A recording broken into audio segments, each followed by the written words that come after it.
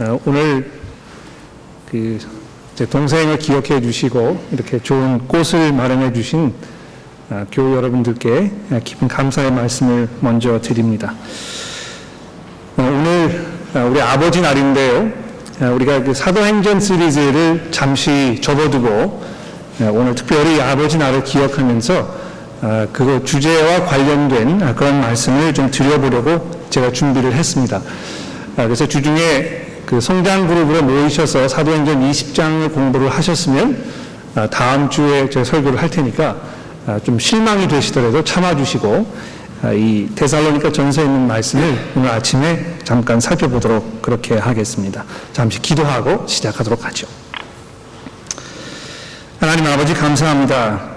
이제 저희가 하나님의 말씀을 들으려고 하는 이 주의 성령께서 저희와 함께 하셔서 이 말씀을 이해하며 집중해서 듣고 또 우리의 생각이 변화되며 무엇보다도 하나님께서 우리 아버지이시고 우리를 얼마나 사랑하시고 돌보시는 분인가를 우리가 확인하며 그 가운데에서 아버지로서 부모로서 또 성도로서 우리의 삶을 살아가는 데 조금 더 부족하지 않도록 주께서 저희를 도와주시기를 우리 구주 예수 그리스도의 이름으로 간절히 기도합니다.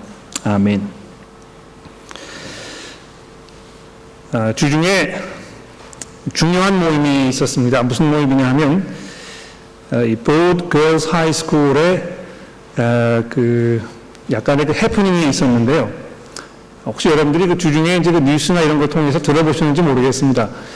그 학교에서 학교 전체가 오거나이즈를 해가지고 그 동성 간의 결혼을 해서 거기에서 자녀를 둔 이런 아이들이 얼마나 정상적으로 잘 자라고 있는가 이런 것을 학생들에게 가르쳐주는 그 영화를 학교 전체가 상영을 하게 하고 그 영화를 관람한 후에 모든 학생들이 그것을 지지하는 그 표현을 하기 위해서 전부 이제 그 초록색 옷을 입고 학교에 등교를 하게 하고 그 다음에 거기 이제 뭐 이 초록색 그 케이크나 이런 거를 서로 나눠 먹게 하고 그런 그 일이 있었습니다.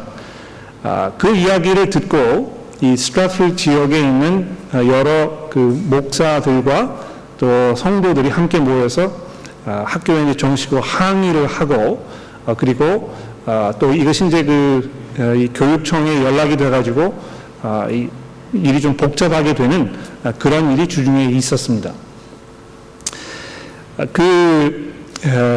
요즘 뭐 동성연애를 하는 그런 그 사람들이 굉장히 맹렬하게 이 로비 활동을 해서 지금 뭐 이제 전 세계적으로 동성 간의 결혼을 합법화하는 그런 그 추세들이 아주 강하게 일어나고 있는 것을 여러분 잘 알고 계실 것입니다. 호주에서도 이제 뭐 그런 문제가 많이 이렇게 논란이 되어 왔고 이미 뭐 미국이나 이런 데서는 이게 이제 합법화가 돼가지고 공식적으로 결혼을 할 수 있도록 이렇게 되고 있는 그런 모습을 우리가 보게 되는 것입니다. 동성 간의 결혼을 합법화를 주장하는 사람들이 하는 그 이야기 중에 이런 이야기가 있습니다.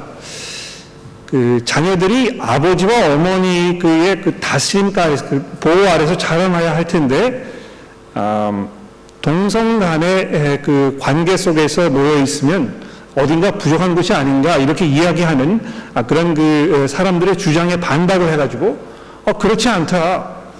동성 간의 결혼을 해서 가정을 꾸리고 살아가는 그런 가정 속에서 자라난 어린 아이들이 아주 정상적이고 또 뭐 아무런 어떤 그 문제점이나 이런 것 없이 정상적으로 잘 생활을 하고 있다. 이런 그 주장을 우리가 듣게 되는 것입니다. ABC 방송국에서도 이제 뭐 이런 문제를 가지고 논의를 할 때 여러 사람들이 나와서 뭐 자기의 어떤 그 연구 결과라든지 또 이런 걸 발표를 하면서 이 사회학적으로 연구를 해 보았을 때 동성 간의 부모 밑에서 자란 어린 아이들이 아주 뭐 정상적으로 학교 생활도 잘 하고 있고 대인 관계도 문제가 없고 이렇게 한다는 것을 우리가 들어보게 되는 것입니다. 이런 걸 들을 때 우리가 정말 그런가 보다. 그럼 뭐 동성 간의 결혼을 우리가 합법화해도 크게 문제가 되지 않을까, 뭐 괜찮지 않을까, 이런 그 생각을 우리가 할 수 있게 되는 것입니다. 그래서 어떤 면에서는 이러한 그 사회적인 추세가 우리 인간 사회에서 아버지의 역할과 아버지의 위치와 아버지의 그 존재 가치를 굉장히 위협하는 그런 그 상황으로 점점 가고 있는 것입니다. 그 여성 두 사람이 결혼을 해서 거기에서 뭐 자녀를 데리고 오든지 또는 무슨 이렇게 해가지고 키웠을 때 아무런 문제가 없다면 구태여 남자와 여자가 결혼을 해서 할 필요가 뭐가 있겠느냐. 그러므로 아버지라는 사람의 역할이 점점 줄어들고 별로 그렇게 중요하지 않은 것으로 인정되게 되는 것입니다. 그런 그 사회적인 가치관의 변화뿐만이 아니고요. 실제로 우리 삶 속에 보면 아버지의 그 부재로 인해서 아버지의 위치와 역할이 점점 소멸되어가는 그런 현상을 우리가 실제로 보게 되는 것입니다. 이 기러기 아빠라는 이제 그런 그 표현이 우리 한국 사회에서 많이 사용되고 있는데요. 실제로 그런 경우를 우리가 많이 보게 되는 것이죠. 장시간 동안 가족이 떨어져 있게 되고 또 아버지가 혼자서 이제 한국에서 일을 하고 계시고 나머지 식구들은 외국에서 외국 생활을 하면서 원치 않게 아버지와 또 가정이 이렇게 분리가 되는 그런 경우를 우리가 많이 보게 되는 것입니다.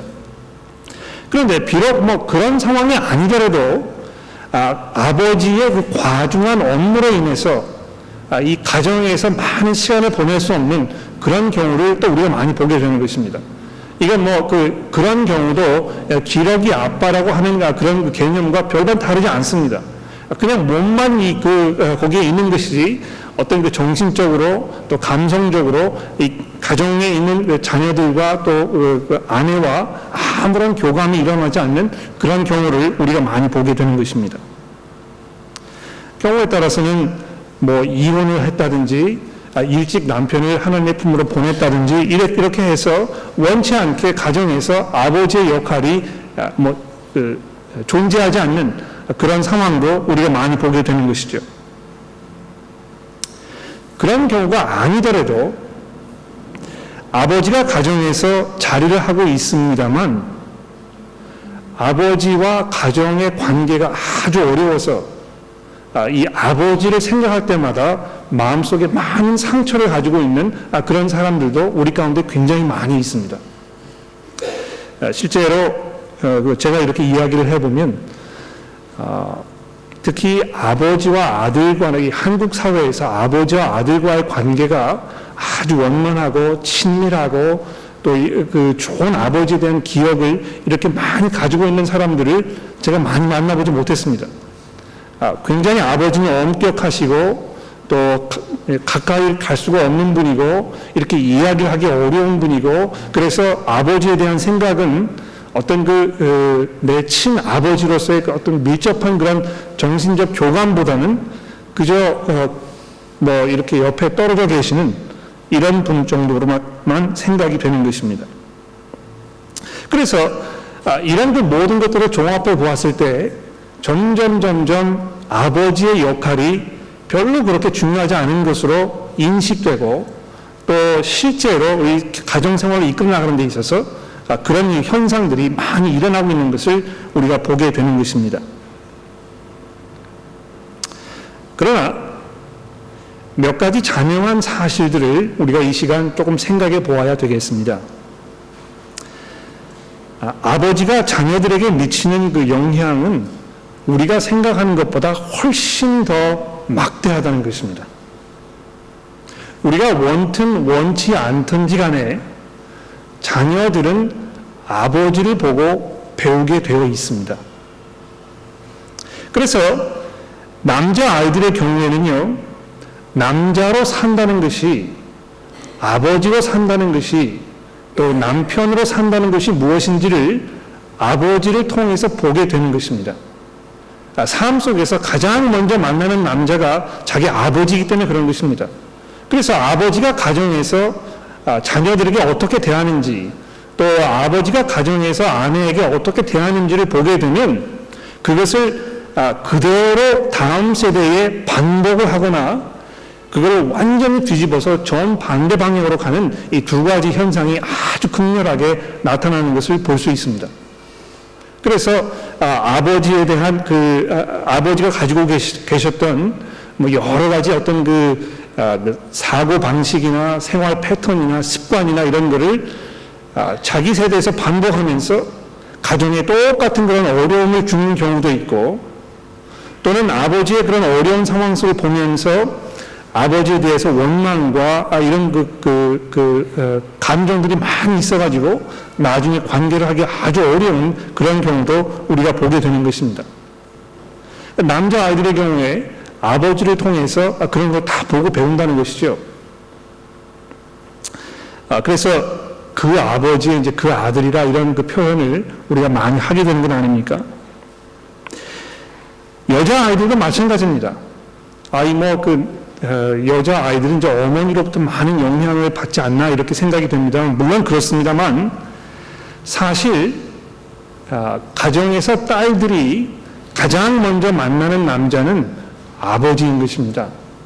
그러므로 좋은 남자란 누구인지, 남자라는 그 존재 자체가 어떤 것인지에 대해서는 아버지를 통해서 배우게 되어 있다는 것입니다. 그래서 이 여성분들이요, 남자들에 대해서 가지고 있는 어떤 기본적인 이해, 어떤 기본적인 접근 방식, 이런 모든 것들은 아버지와의 관계를 통해서 이게 형성된다는 것입니다. 제가 이건 확인을 할 수 있는 어떤 과학적인 증거가 있는 건 아닙니다만, 많은 분들이 간혹 저에게 이야기하는 건 무엇이냐면, 딸들은 자기 아버지와 아주 비슷한 사람과 결혼을 하는 경우가 상당히 많다는 것입니다. 왜 그렇습니까? 남자는 자기 아버지와 같은 사람일 거라 생각하기 때문에 그렇다는 것이죠.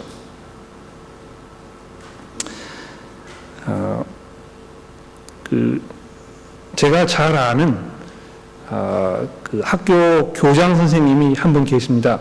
이 St. Andrews Cathedral School에 교장 선생님을 하고 계시는 이 존 컬리어라는 박사님이 계시는데, 제가 이제 그분하고 시내에 있는 큰 교회, 거기에 이제 챕터라고 해가지고 그 교회를 운영하는 운영위원으로 함께 일하고 있는데요.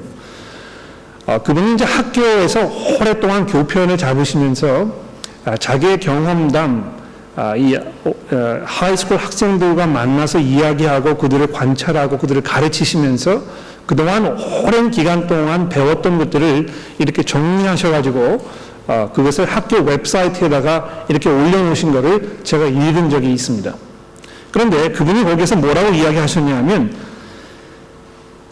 아버지가 부재인 가정에서 자라난 남자아이들 경우에, 물론 모든 아이들이 그렇다는 건 아니고요, 평균적으로 살펴보았을 때 그렇다는 것입니다.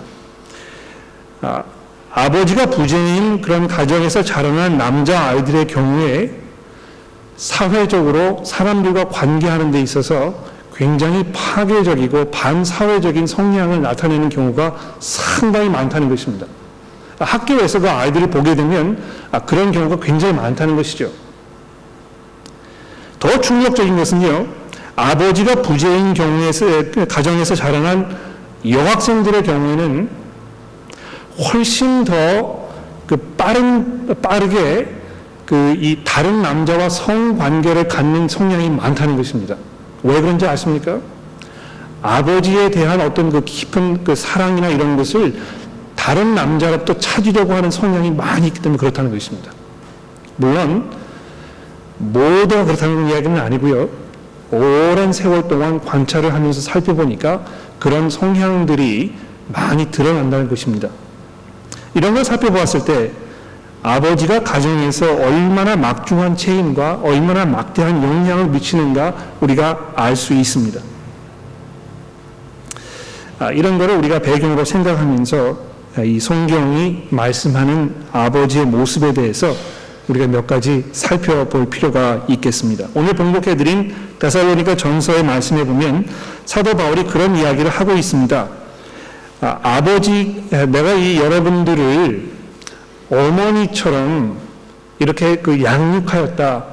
그렇게 이야기하는 것이죠. 한번 살펴볼까요? 데살로니가 전서 2장 7절의 말씀이니까 여러분 그 성경을 가지고 계시면 한번 저와 살펴봐 주시기를 바랍니다. 데살로니가 전서 2장 7절에 있는 말씀입니다. 우리는 그리스도의 사도로 마땅히 권위를 주장할 수 있으나 도리어 너희 가운데에서 유순한 자가 되어 유모가 자기 자녀를 기름같이 하였으니, 자, 여기 보면 아주 부드럽게 마치 어머니가 자식들을 감싸고 어루만져주고 부드럽게 대해주고 이렇게 해주는 것처럼 내가 여러분들을 돌아보았습니다. 사도 바울이 이렇게 이야기하고 있는 것입니다. 자, 그런데 11절로 내려가셔서 사도 바울이 뭐라고 이야기하는지 들어보십시오. 너희도 아는 바와 같이 우리가 너희 각 사람에게 아버지가 자기 자녀에게 하듯 권면하고 위로하고 경계하노니, 자, 이렇게 되어 있습니다. 너희도 아는 바와 같이 우리가 너희 각 사람에게 아버지가 자기 자녀에게 하듯 권면하고 위로하며 경계하노니, 자, 여기 보시면 우리가 뭘 확인할 수 있습니까? 사도 바울이요, 아주 즉각적으로 아버지의 역할과 아내의 역할에 대해서 이 구분을 짓고 있다는 것입니다. 그렇죠? 어머니들은 자녀들을 이러이러한 방식으로 관계하고 이렇게 돌보고 이렇게 접근하지만 아버지들의 역할은 그렇지 않다는 것입니다. 특히 여기 아버지의 역할에 대해서 이야기하면서 뭐라고 이야기하고 있습니까? 권면하고 가르치고 위로하고 경계하노니, 여기 경계한다는 건 이제 영어로 얘기하면 디스플린을 얘기하는 것이죠. 자기를 잘 절제하고 규율하고 가르치고 훈련시켜서 올바른 길로 갈 수 있도록 하는 그런 과정을 얘기하는 것입니다. 물론 아버지가 어머니처럼 아주 부드럽게 자녀를 접근하는 그런 분들 많이 있습니다. 또 어머니도 얼마나 자녀들을 잘 가르치고 훈계하고 디스플린을 하고 이런 분들이 있다는 것이죠. 그럼에도 불구하고 사도 바울이 지금 여기서 하려고 하는 것은 아버지와 어머니의 분명한 역할의 구분이 있다는 것입니다. 그래서 아버지의 역할을 엄마가 감당할 수 있으니까 아버지가 필요하지 않다고 이야기하거나, 엄마의 역할을 남자가 충분히 감당할 수 있기 때문에 엄마가 필요하지 않다고 이야기하는 것은 성경적인 사고방식이 아닙니다.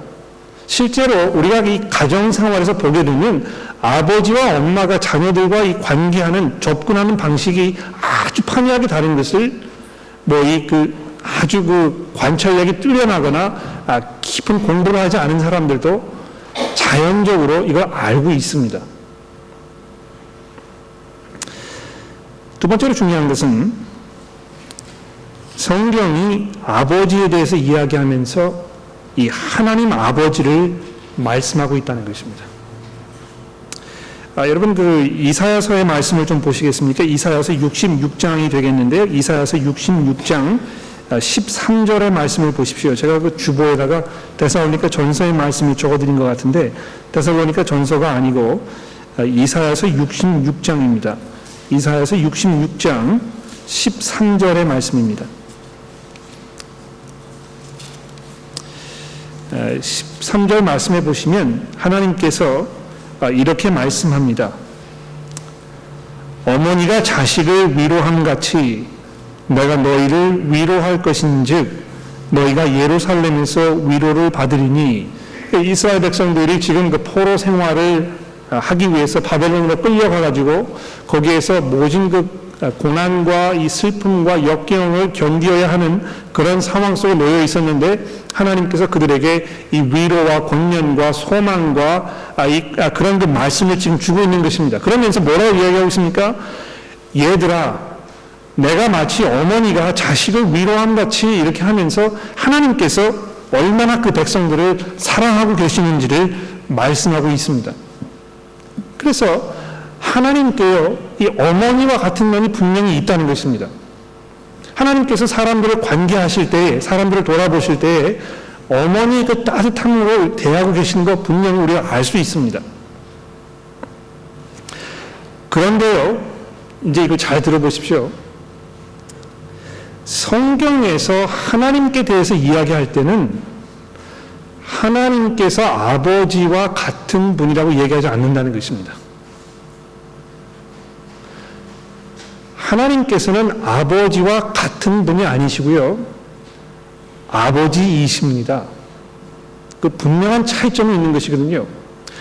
그래서 이 성경을 쓰고 있는 그 성경 저자들이요, 내가 사람들에게 하나님에 대해서 좀 가르쳐야 하고 하나님의 그 속성에 대해서 설명을 해야 될 텐데 사람들이 이걸 잘 이해하기 위해서 내가 어떤 그 은유적인 표현을 사용할까?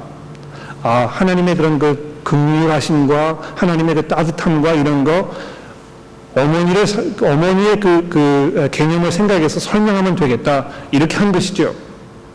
그런데 하나님의 그 아버지 되심에 대해서 이야기할 때는 그렇게 하지 않았다는 것입니다. 하나님은 아버지와 같은 분이 아니시고요. 하나님은 아버지시라는 것입니다. 그래서 성경에서 하나님 어머니라고 이야기하는 경우가 한 번도 없다는 것이죠.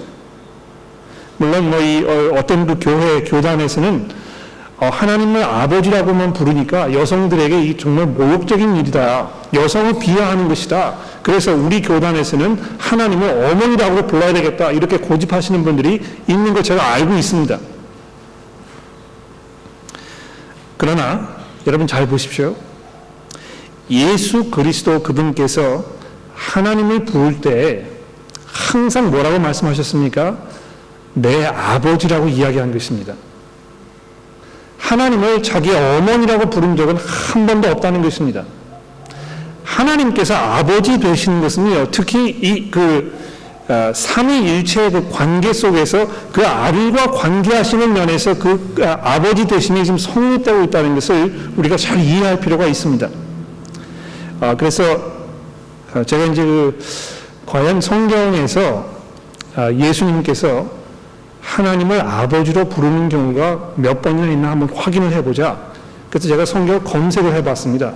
그런데 너무 많아가지고요, 제가 여기서 다 말씀을 드릴 수가 없어서 그 중에서 마태복음에 있는 것 몇 가지만 제가 말씀을 드려볼까요? 마태복음 7장 21절에 보시면 예수님 이렇게 말씀하십니다. 나더러 주여 주여 하는 자마다 천국에 다 들어갈 것이 아니요 다만 하늘에 계신 내 아버지의 뜻대로 행하는 자라야 들어갈지라, 이렇게 되어 있는 것입니다.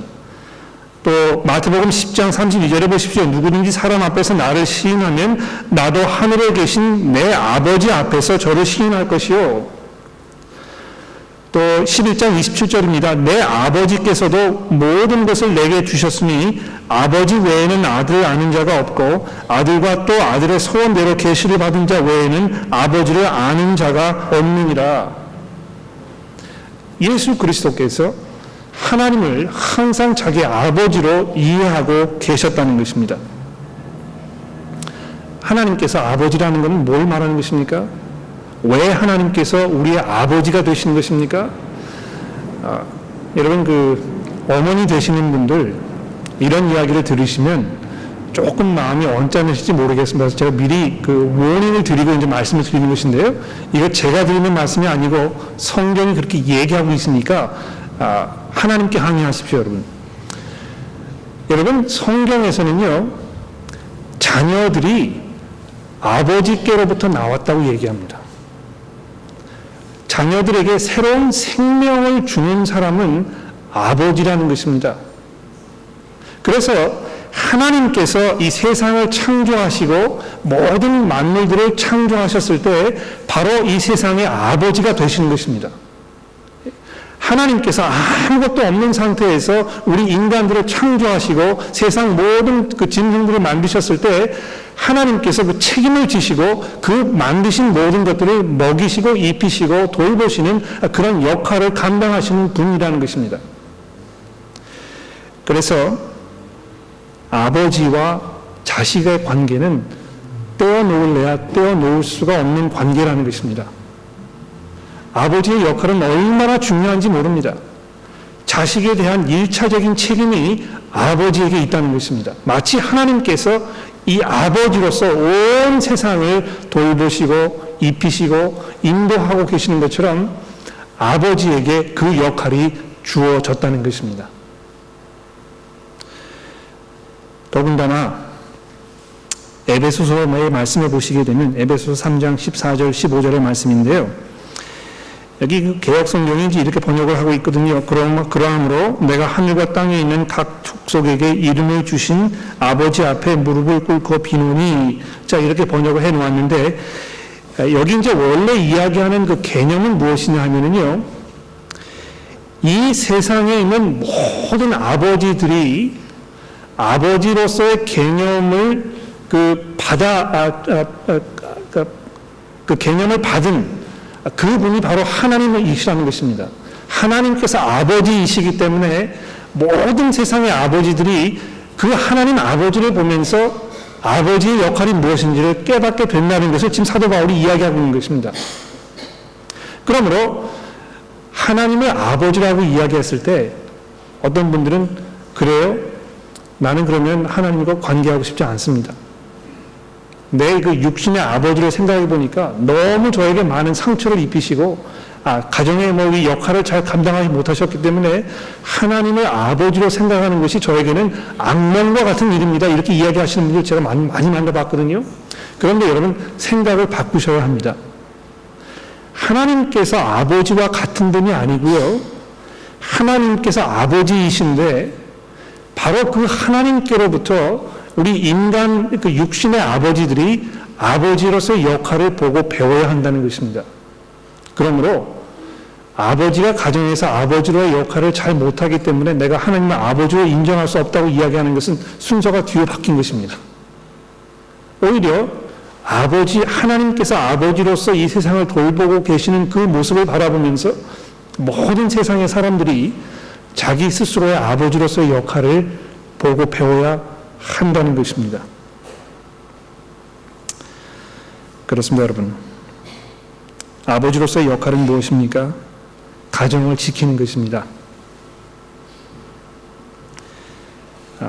가정에서 부재하지 말아야 합니다.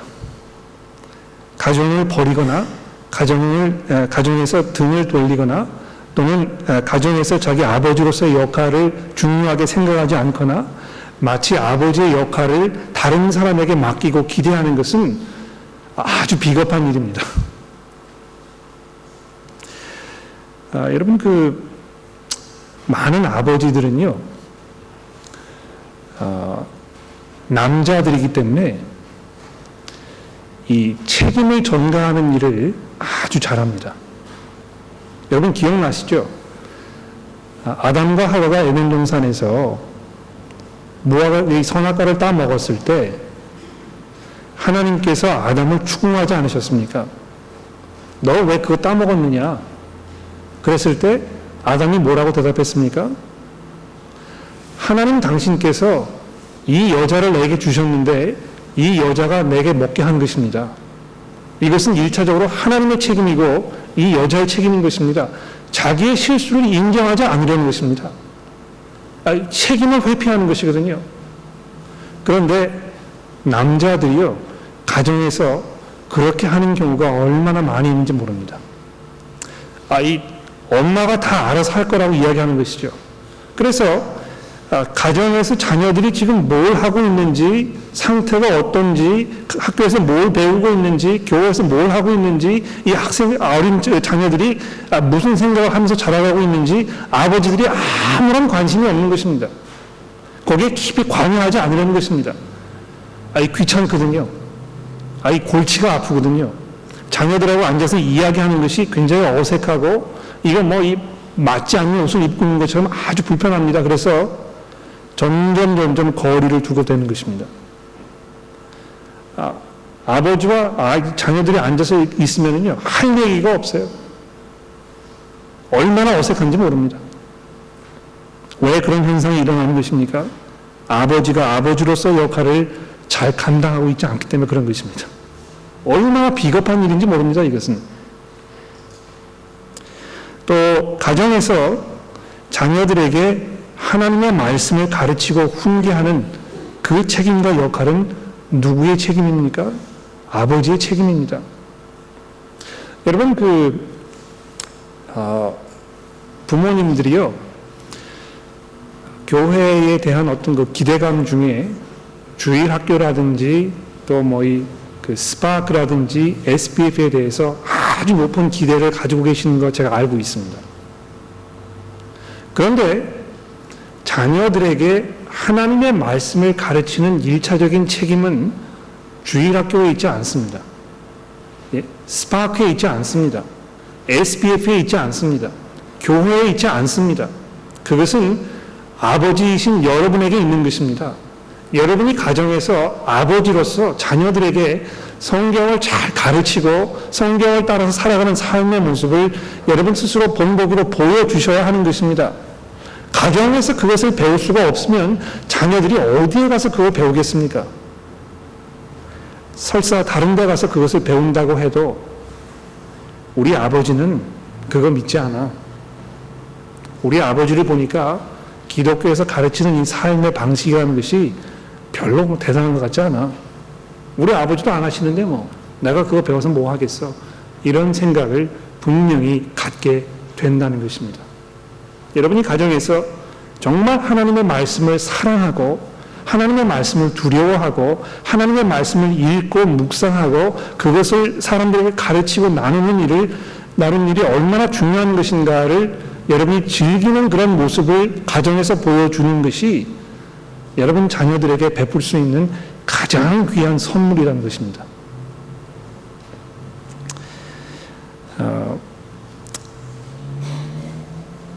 이 자리에 계신 아버지 여러분들, 저를 포함해서 우리는 하나님께로부터 얼마나 귀한, 얼마나 소중하고 얼마나 막중한 그런 책임과 역할을 부여받았는지 모릅니다. 이것은 우리의 책임입니다. 우리가 가정에서 남자로서, 남편으로서, 아버지로서 우리 역할을 잘 감당해야 우리의 자녀들이 복음 안에서 하나님의 말씀을 인정하고 순종하는 삶을 살아가게 될 것입니다. 그러므로 여러분, 포기하지 마십시오. 그리고 제가 한 가지 부탁이 있는데요. 제가 이제 이렇게 말씀을 드렸으니까 여기에 계시는 아내분들은 집에 가셔서 남편의 바가지를 긁지 않으셔도 됩니다. 아내 되시는 분들 굉장히 답답하시죠? 우리 남편이 좀 잘해줬으면 좋겠는데 잘 안 하지 않습니까? 그래서 뭐 이렇게 좀 얘기하고 마음을 돌이켜 보려고 뭐 설득도 하고 이제 그러는데 이 잘 안 먹게 들어간단 말입니다. 그러니까 자꾸 얘기하는 것이죠. 이러다 보면 남편이 어떻게 합니까? 알았다니까 그만 좀 얘기하라고. 이 관계가 점점 어려워지는 것이죠. 그런데 여러분 이제 교회에서 제가 목사로서 여기 계신 남자 여러분들에게 이거 잘 말씀드렸으니까 여러분은 집에 가셔서 남편에게 그렇게 얘기하지 않으셔도 됩니다. 여러분들의 역할은 남편을 막 이렇게 득달하는 것이 아니고 남편이 남편으로서의 역할을 잘 감당할 수 있도록 격려하는 것입니다. 제가 준비한 거 다 말씀을 드렸는데요. 좀 그 질문을 받아보는 시간을 갖도록 하겠습니다. 잠시 옆에 계시는 분들과 함께 여러분의 소감을 조금 말씀해 주시고, 그 다음에 여러분의 질문이 혹시 있으시면 제가 대답을 해드리는 시간을 가져보도록 그렇게 하겠습니다.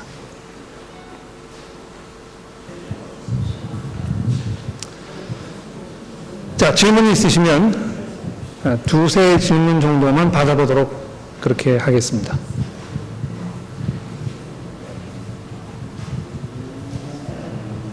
네, 우리 강경림 교훈 질문 있으신데요?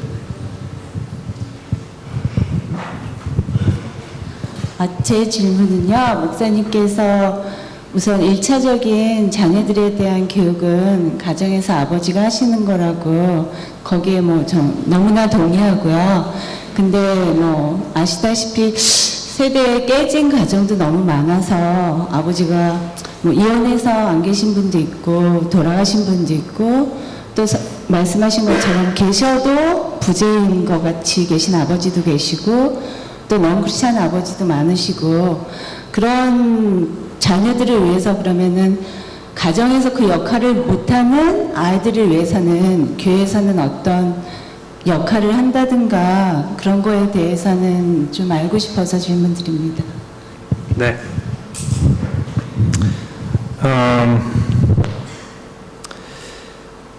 제가 설교를 하면서 싱글로 자녀를 키워오신 부모님들에 대해서는 많이 말씀을 못 드렸는데요. 저희들 가운데에도 어머니 혼자서 자녀들을 키우셨거나 또는 아버지 혼자서 자녀들을 키우셨던 그런 경우들을 우리가 보게 됩니다. 우리가 그분들을 정말 격려하고 그분들의 그 수고와 그분들의 헌신 이런 것을 우리가 높이 생각하는 것이 아주 마땅할 것입니다. 제가 왜 이 말씀을 드리냐 하면 자녀들을 가르치고 훈계하는 것은 1차적으로 가정에서 해야 할 일입니다. 물론 그 교회에서 그것을 보조하고 그것을 도와드리고 이런 역할을 우리가 해야 하고 또 그것을 더 잘해야 하는 것이 분명합니다. 그러나 교회에서 그것을 알아서 해줄 것이기 때문에 우리가 하지 못한다고 생각하는 것은 이 책임을 회피하는 것입니다. 그래서 아버지가 없을 때는 당연히 어머니가 그것을 잘 감당하셔야 하는 것입니다. 또 어머니가 계시지 않을 때는 아버지가 그 역할을 잘 감당해야 하는 것입니다. 그렇기 때문에 이 남편과 아내가 헤어지는 일이 얼마나 고통스러운 일인지 모르는 것입니다. 왜 성경이 그 관계를 깨지 말라고 이야기하는지 이거 잘 한번 생각해 보십시오. 하나님께서 그것을 원치 않으시거든요. 그러나 그런 상황 속에 있다면 그러면 어머니가 아버지가 그 역할을 1차적으로 잘 감당하셔야 할 것입니다. 그것을 잘 감당하도록 도와드리기 위해서 교회가 더 많은 그 격려와 수고와 이런 것이 필요한 거 제가 인정합니다. 어떤 면에서는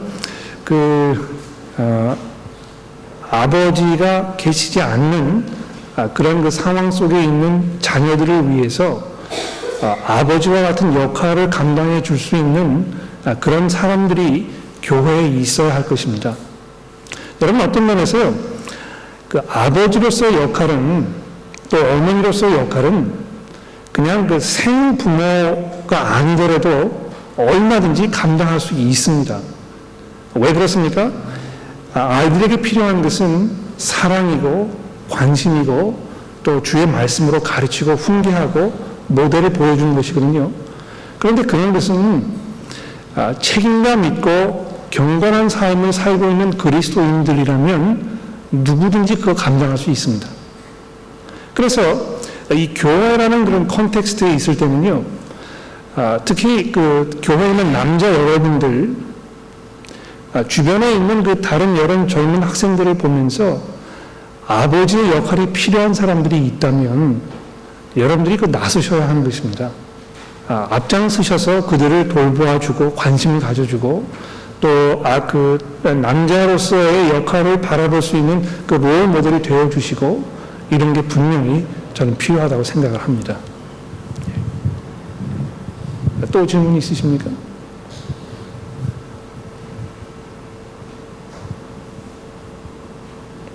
네, 없으시군요.